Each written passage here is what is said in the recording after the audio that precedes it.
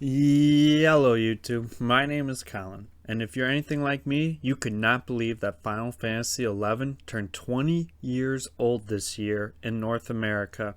I couldn't believe it. This game is still around, even with 14 out and about now, killing it in the MMO scene.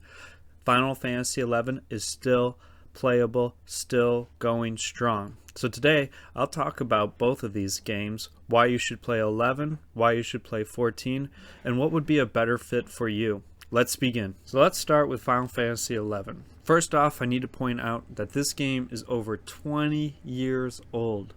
So this game came out on March 23rd, 2004. World of Warcraft was released November 23rd, 2004. This game is even older than WoW, to put this in perspective. It is an old school game, an old school MMO.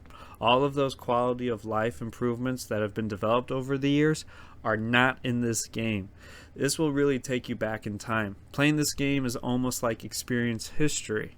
You can't find an experience like this anywhere else. Nothing's being created like this.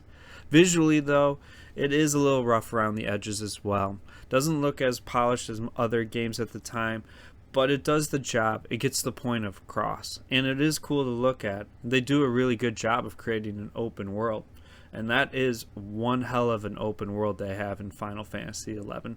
Vanna DL is so deep, so vast, it's really impressive. But one of the reasons it's so big is because it's an old game. They don't have these teleports everywhere. You don't have this warp feature readily available like you do in the modern games. To go to point A to B will take some effort and take some time. Not to mention, the dungeons in this game are an actual place. They're not like other games where you'll teleport or you'll queue into an instance.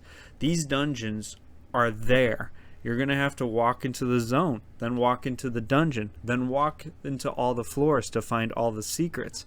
It's like a regular RPG. Honestly, Final Fantasy XI is more like all the other Final Fantasies than 14 will ever be.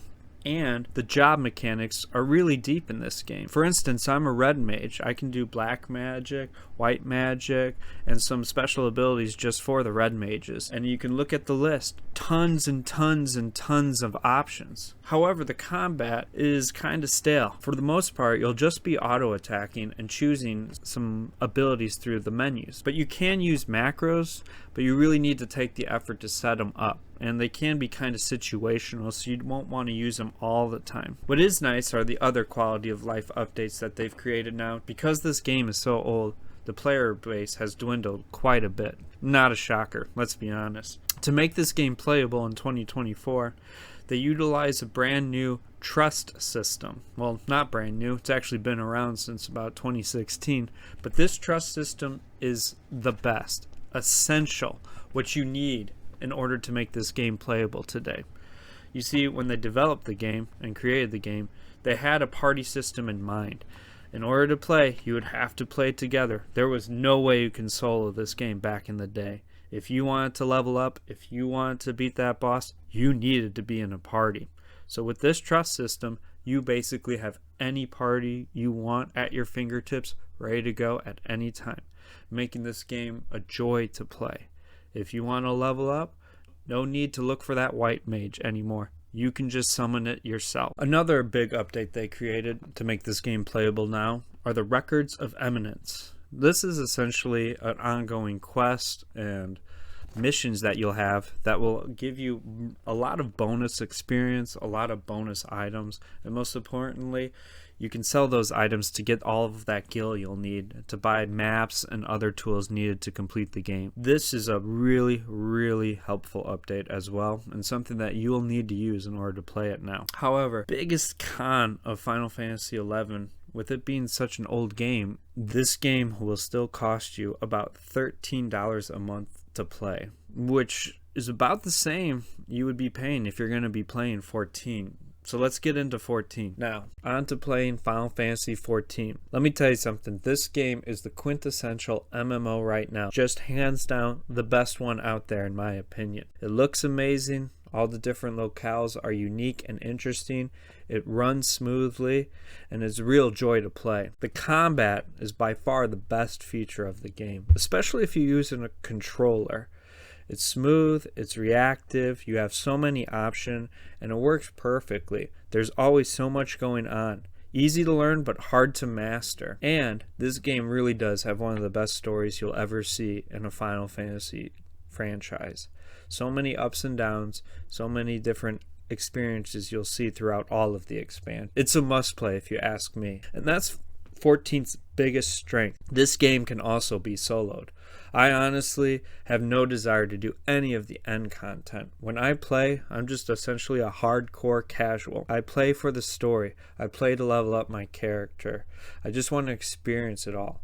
And I do it on my own. Now, it is nice this game has a huge community that is very, very, very active. If you need help, you can find it using all these modern day tools such as Duty Finder, which is matchmaking, or Party Finder to help you with those savage bosses. So how do these two games compare?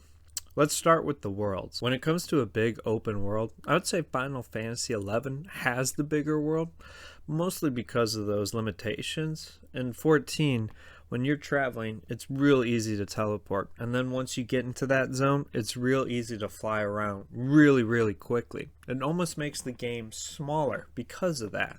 Because you can move around so quickly and get from point A to B, you don't really experience it and feel it unless you choose to. If you want to go anywhere in this game, you can pretty much be there within a minute. If you want to go anywhere in 11, that's going to take some time, even with these new teleports. If you want to get to that middle of that dungeon, it might take you like a half hour, honestly. Gameplay wise, yeah, Final Fantasy XIV is definitely the best.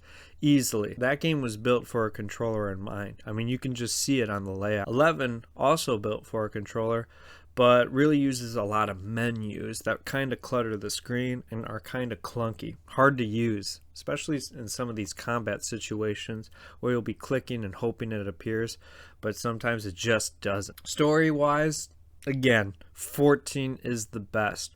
They just have the technology, better presentation, voice acting, cutscenes, real stakes, real dialogue.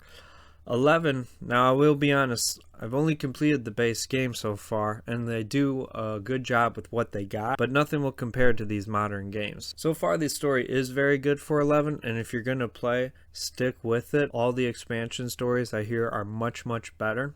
So it is worth playing too, but it's not better than 14. Also, if you do play Final Fantasy 14, a Final Fantasy XI raid will be coming later this year. So if you want to actually know what's going on, maybe try out 11. You won't be disappointed, especially if you're done with the story for 14 and you're itching for another one. 11 will be worth it then. Overall, if you're going to play one, it's definitely got to be Final Fantasy 14. It's just overall the better game.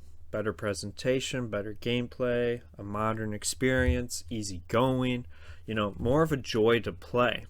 However, let's say you've completed 14. Let's say you're done with the single player content.